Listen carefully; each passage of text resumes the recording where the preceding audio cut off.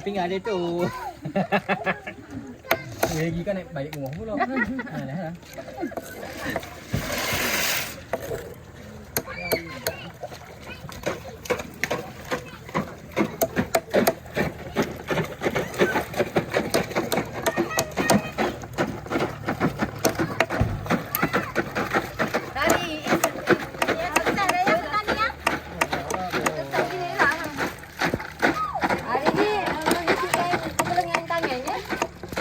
Sekarang proses kita untuk cuci siput.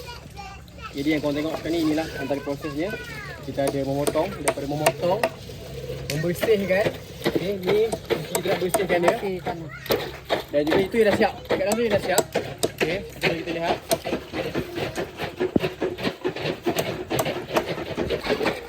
Jadi mana yang masuk order, kita lebih kepada kualiti.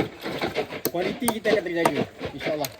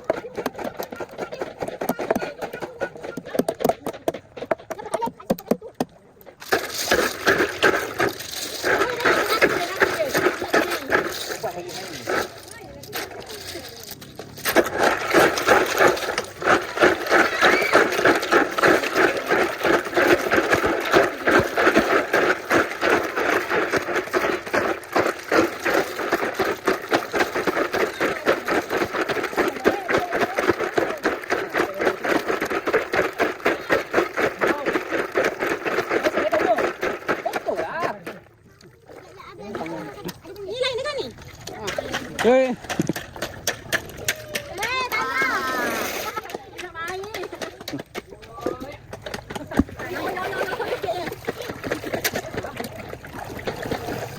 Okay, tadi.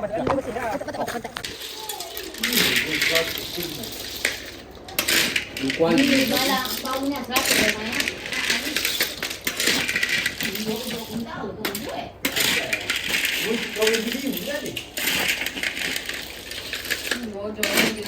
Dari apa kan ni?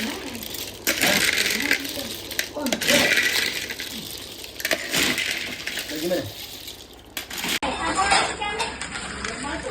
Yang ikan yang masuk.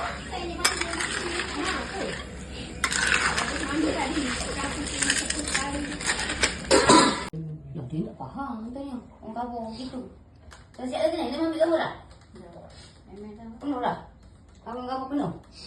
Loh, kamu gitu baik tak payah. Orang kampung penuh betul lah. Penuh lah tu lah.